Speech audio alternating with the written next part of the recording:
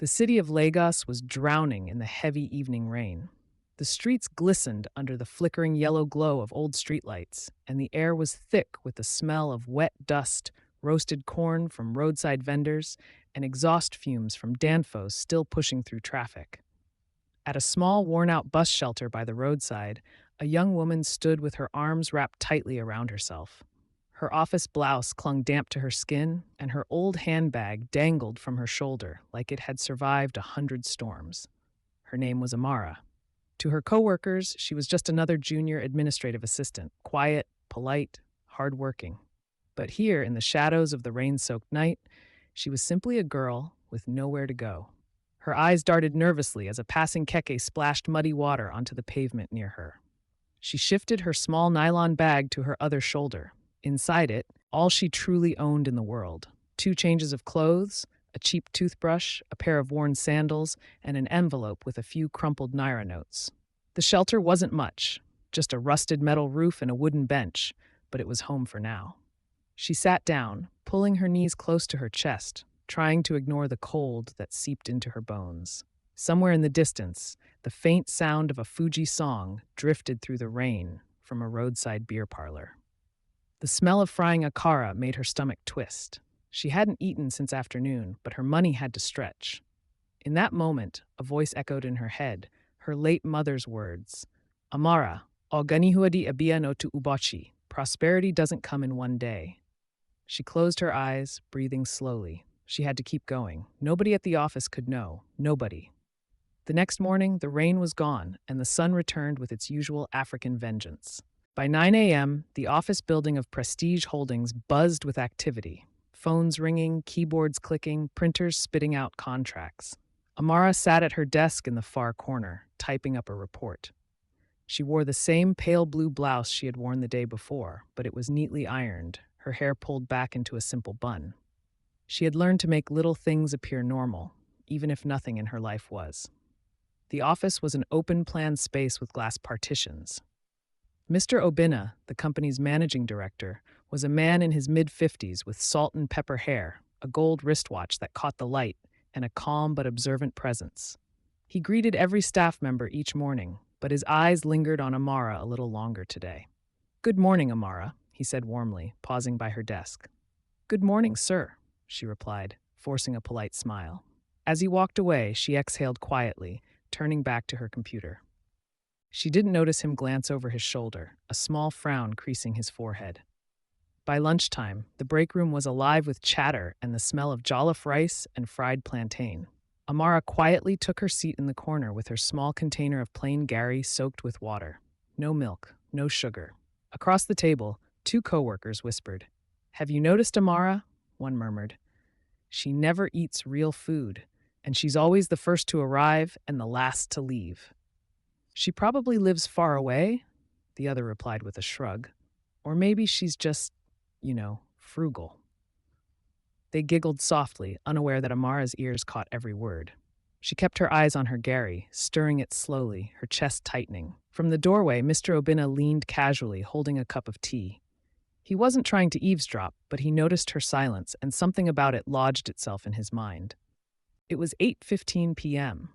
The office lights had dimmed, most desks were empty, and the distant hum of the city night was slipping through the windows.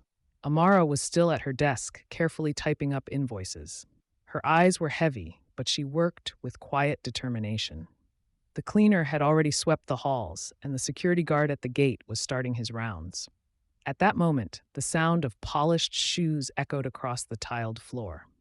Mr. Obinna, carrying his leather briefcase, was heading out after a long board meeting. He was surprised to see someone still at a desk. "Amara?" he called softly. She startled, nearly dropping her pen. Yes, sir?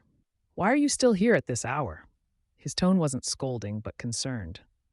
I just wanted to finish today's work, sir. Deadlines must be met." She forced a small smile. He studied her face for a moment, the pale shadows beneath her eyes. The way her blouse seemed freshly ironed, yet worn from too many washes.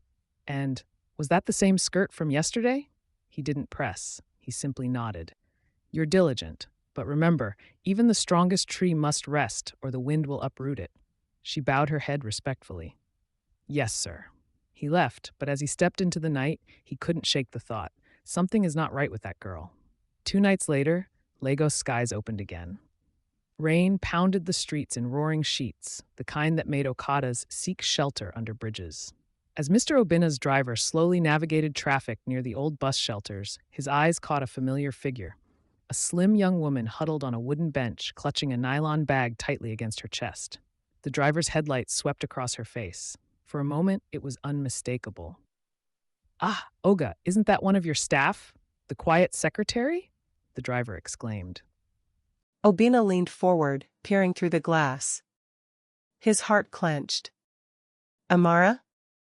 She was soaked through, her blouse clinging to her, her head bent low. He saw her shiver violently as a danfo splashed muddy water nearby. "Sir, should we stop?" the driver asked. Obina hesitated. He knew the pride of young people, especially in a city like Lagos. If he confronted her now, in the open, she might withdraw completely. "No," he said slowly, his eyes still on her. "Just drive." But as the car rolled away, he whispered under his breath, "Chinik, that girl has no home." The next morning, Obina arrived early at the office. He watched as staff trickled in. Amara was, as always, the first. Her blouse was freshly pressed, her shoes neatly polished, but he now noticed the faint smell of damp cloth, as though it had dried under the open air overnight. At mid-morning, he summoned her to his office under the pretense of reviewing some documents. His office was lined with framed Yoruba and Igbo proverbs in calligraphy, glass shelves with awards, and the faint scent of sandalwood from a wooden incense holder. "Sit down, Amara," he said warmly. She sat, clutching her folder tightly. He leaned back in his chair. "Tell me, how do you find Lagos life? Not easy for a young woman, eh?" She smiled faintly. "It has its challenges, sir. But God gives strength." He nodded. "Indeed. As they say, Uninwerndoon were ihe Nile, he who has life has everything." She nodded politely, though her eyes flickered with caution. Then, casually, he said, "I passed through your area last night. Heavy rain." He paused, watching her carefully. "Where do you stay, by the way?" Her fingers tightened on the folder. For a moment, she hesitated. Then she forced a small laugh. "Ah, sir, it is just a small place. Nothing much." Obina did not press further. But her hesitation confirmed what he had begun to suspect. That night, as he sat in his home office, Obina thought of his own younger days. He remembered when he had first come to Lagos with nothing but a small bag, sleeping on the floor of his uncle's tailoring shop. He remembered hunger, and the shame of hiding his struggle. He whispered to himself, "Obu ihe uni hiru ananya ka uni na achib, what you love is what you protect." The week rolled on. The sun blazed hot over Lagos, and the office buzzed with the usual rush. Amara moved quickly between desks, balancing files and answering calls. But lack of sleep was taking its toll. Her steps were unsteady, her eyes heavy. That afternoon, as she carried a tray of water bottles for a board meeting, her vision blurred. Suddenly, she tripped on the carpet's edge, and the bottles clattered loudly to the floor. The entire office turned. Amara gasped, dropping to her knees, scrambling to collect the bottles. I am sorry, sir," she stammered, trembling. But Obina, who had just stepped out of his office, saw more than the accident. He saw the way her hands shook, the faint dark rings under her eyes, the thinness in her frame. He stepped forward and gently took the tray from her hands. "It's okay. No harm done," he said calmly, but his gaze was steady. For the first time, Amara's eyes welled with tears. She blinked them away quickly and bowed her head.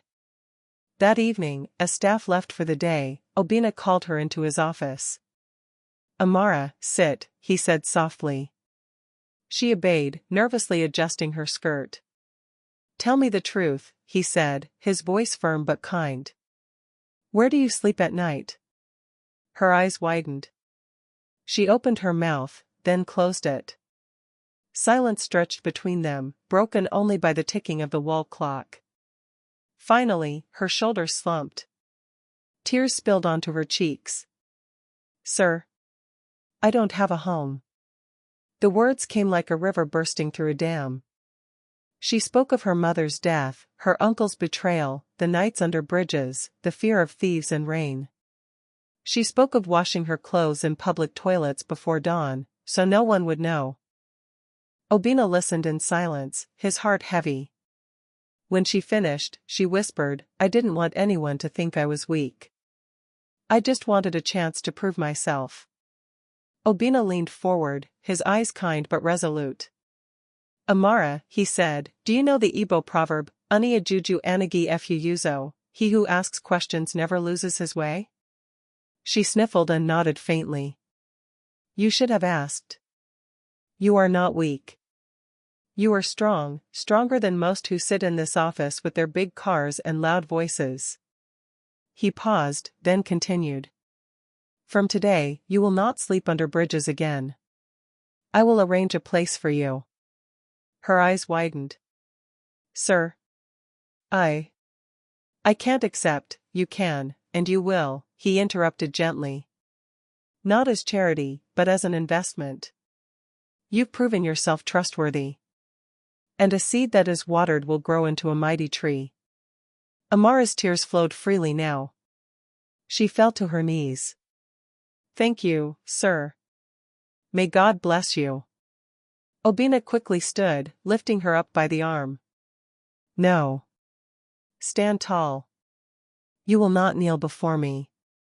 One day, you will stand on your own, and others will thank you. That night, instead of walking towards the bus shelters, Amara sat quietly in the back of Obina's company car. They drove past the very bench where she had once huddled under the rain. She glanced at it one last time, and silently promised herself she would never return there. The car stopped in front of a modest but neat apartment in Surulere. The caretaker, already briefed, handed her the keys. Obina said simply, This is your home now. Rest. Tomorrow, a new chapter begins. Amara clutched the keys to her chest. For the first time in years, she felt a weight lift from her shoulders. Amara stepped into the small apartment, her heart pounding. The room smelled faintly of fresh paint and wood polish. A single bulb glowed warmly overhead. There was a simple bed with clean sheets, a small table, and a chair by the window. Her throat tightened. She walked slowly, her fingers brushing over the wall, the table, the bed. Then, with trembling hands, she knelt beside the bed and whispered, Thank you, Lord. Thank you for remembering me. That night, as she lay on the soft mattress, she listened to the quiet hum of the city through the window. No rain dripping on her skin, no fear of footsteps in the dark. For the first time in years, she slept peacefully. Morning came with the crowing of distant roosters and the faint honking of Danfo buses outside. Amara woke up early, refreshed, and knelt again in prayer. She tied her scarf, washed her face, and prepared for work. When she arrived at the office, the other staff noticed something different. Her eyes were brighter, her steps firmer. She no longer looked drained and frail. One of her colleagues whispered, this girl, she dey glow now oh. Maybe Ogadon notice her. Amara ignored the chatter, focusing instead on her tasks. She greeted everyone warmly, even those who had once mocked her. A week later, Obina called Amara into his office again. Amara, he began, I want to give you a bigger responsibility. There's a client from Abuja coming next week. I want you to handle his files and presentation. Her eyes widened. Me, sir? But, there are more experienced staff, he cut her off with a smile.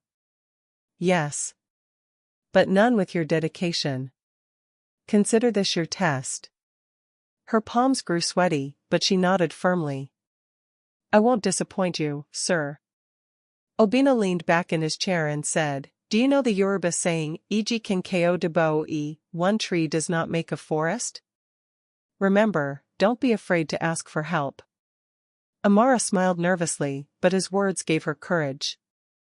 Not everyone was happy with Obina's interest in Amara. In the break room, two senior staff whispered, "Why is Oga always giving her opportunities? We've been here for years." One hissed. The other rolled her eyes. "It's either he likes her too much or she's pretending to be humble." They laughed quietly, not knowing Amara had walked in. She froze, hearing every word. For a moment, her old insecurities returned. She wanted to run. But then, she remembered Obina's words, "Stand tall." She entered the room, smiled politely, and said, "Good morning." The women fell silent, embarrassed. Amara carried her tea and walked out with dignity. The day of the client meeting arrived. The office was tense, everyone bustling. Amara dressed in her best outfit, a neat Ankara skirt and blouse, pressed and colorful. She carried the files into the boardroom, her heart racing. Obina sat at the head of the table, watching closely but saying nothing.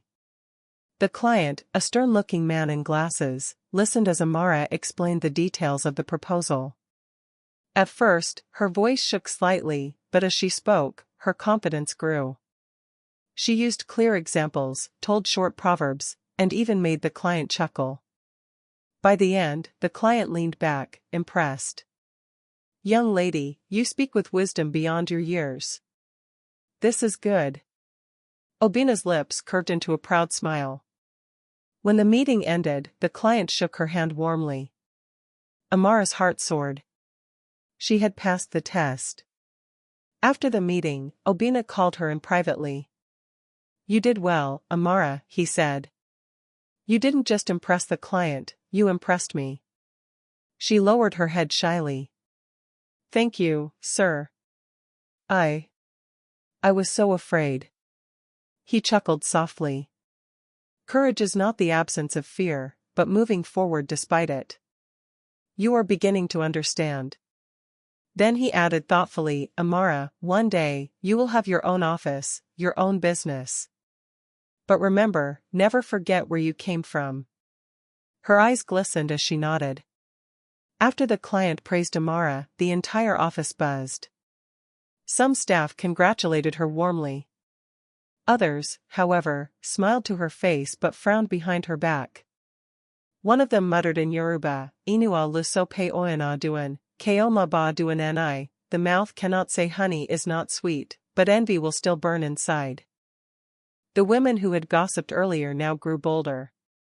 "She thinks she's special because Oga favors her. Better watch, one day she'll fall." Amara heard their whispers. Her chest tightened, but she remembered her grandmother's words, "The eagle does not waste time chasing sparrows." She chose silence. One Friday evening, as the staff packed to leave, Obina stepped out of his office. "Amara," he called. "Yes, sir," she answered, standing quickly. "There's a business dinner tomorrow. I want you to come. It will be good for your exposure." The room fell silent. Everyone stared. Amara hesitated. "But sir, no excuses," he interrupted gently. "Be there." As she left the office, she felt eyes burning into her back. The whispers were louder now. The dinner was at a high-class Lagos hotel. Chandeliers glistened, the smell of roasted goat pepper soup and fried plantain floated through the air. Waiters carried trays of jollof rice, grilled chicken, and suya skewers. Amara wore a simple but elegant dress borrowed from a kind neighbor. She walked in nervously, but Obina greeted her warmly. "Relax," he whispered. "Tonight, you are not just a staff, you are my representative." Throughout the evening, Amara listened, learned, and occasionally added thoughtful comments. Some businessmen nodded in respect. She was no longer just the quiet girl from the corner desk, she was being seen. But among the guests was a woman named Ngozi, one of the jealous staff who had somehow gotten invited. She watched Amara with narrowed eyes, her mind already plotting. The following week, rumors spread like harmattan fire. Amara is using charms to win Oga's heart. She's pretending to be humble, but she's cunning. Wait and see, she'll push us all out of this office. Ngozi led the gossip. She even hinted to other staff that Obina and Amara were secretly involved. When Amara overheard, her chest ached. She wanted to confront Ngozi but remembered the Igbo saying, "When the lizard falls from the high tree, it nods to praise itself even if no one else claps." She kept her head down and worked harder. One rainy morning, as the heavy downpour drummed against the office windows, Amara suddenly felt dizzy. She clutched the desk, her vision blurring. "Are you okay?" a colleague asked. She tried to answer, but her knees buckled, and she collapsed. The office erupted in panic. Some staff rushed to help. Others whispered cruelly, "Maybe this is her punishment for forming Madam." Obina came out immediately, alarmed. "Take her to the hospital. Now." Hours later, Amara woke up in a hospital bed. The sharp smell of disinfectant filled her nose, and she heard faint beeping from machines nearby. Obina sat by her side, his usually stern face filled with worry. "Amara," he said softly, "you fainted from exhaustion and malnutrition. Have you been eating properly?" Her eyes watered. She turned her face away, ashamed. "I sometimes skipped meals. Rent, transport, it was all too much." Obina's jaw tightened. He took a deep breath and said, "Never again. From today, you will not suffer in silence." 2 weeks later, Obina called a staff meeting. Everyone gathered, curious. He stood tall, his voice firm. "Amara has proven herself time and again. Her loyalty, her hard work, and her courage have brought this company success. From today, she will be promoted to assistant manager." The office gasped. Amara froze, her hands trembling. She looked at Obina in shock, but he only nodded with quiet pride. The jealous ones muttered under their breath. But Amara knew, this was only the beginning. With her new promotion, Amara's life began to shift. She moved from the crowded, leaking single room to a small but neat one-bedroom apartment. The smell of fresh paint greeted her every evening when she returned from work. For the first time, she had her own cooking space. She would boil yam, fry plantain, and hum to herself as she stirred egusi soup in her small pot. Yet, despite the comfort, Amara remained humble. She still gave a portion of her salary to her younger brother's schooling and even sent money back to her mother in the village. The office, however, was no longer peaceful. Some colleagues congratulated her. But others, led by Ngozi, were boiling with envy. Assistant manager? This small girl? Ngozi scoffed one afternoon. She must have used charm. Their bitterness grew worse when Obina began to consult Amara directly on important deals. She was now at the center of decisions, and her quiet intelligence shone. But every success she had only fueled the gossip. One evening, while Amara worked late, she found an old dusty file in the cabinet. It was labeled Scholarship Applications, 10 years ago. Curiosity made her open it. Her eyes widened. Inside were essays from poor students who had once applied for Obina's foundation support. Among them, one essay caught her eye. It was written in shaky handwriting but full of passion. The name at the bottom, Obina Chikwudi. She blinked. Obina? The same man? The essay described his childhood in the village, how he had begged to attend school, how a wealthy stranger had sponsored his education, and how he promised to one day lift others the way he was lifted. Tears filled Amara's eyes. For the first time, she understood him. He wasn't just a boss, he was a man carrying a vow. The next day, Amara entered his office hesitantly. "Sir," she began, I found an old file. Your essay. About your childhood. Obina froze. His usually firm expression softened into something almost vulnerable. I kept that as a reminder, he said quietly. Never to forget where I came from. Amara, I was once like you, hungry, homeless, hopeless. A stranger changed my destiny. Now it's my turn to do the same for others. Amara's lips trembled. So, all this time, you were helping me because… He interrupted gently. Because I saw myself in you. Her heart swelled with emotion. But just as her respect for him deepened, a storm was brewing. Ngozi had been secretly gathering false evidence. She created fake messages to make it look as though Amara was bribing clients and misusing office funds. One afternoon, she barged into the boardroom during a meeting. Sir! She cried dramatically, slamming papers on the table. This girl you trust so much, she is stealing from the company. The board members gasped. Amara's eyes widened in shock. I would never. Amara stammered. But the papers looked convincing. The whispers started again. Some nodded in suspicion. For the first time, Obina's expression was unreadable. He stared at Amara, then at Ngozi. Very well, he said slowly. We will investigate. Amara's heart sank. After all her struggles, after all her sacrifices, would a lie destroy her future? That night, Amara could not sleep. Her small apartment, once a place of joy, felt like a cage closing in on her. She tossed on her bed, staring at the ceiling, the faint hum of generators outside mixing with the sound of barking dogs in the distance. What if they believe Ngozi? What if I lose everything? She thought, her chest tightening. She remembered her mother's words, Ofo na ogubiyu amana. Truth and justice are siblings, one cannot walk without the other.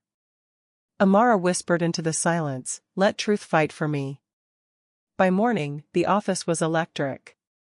Whispers filled every corner. Some pitied her, some mocked her.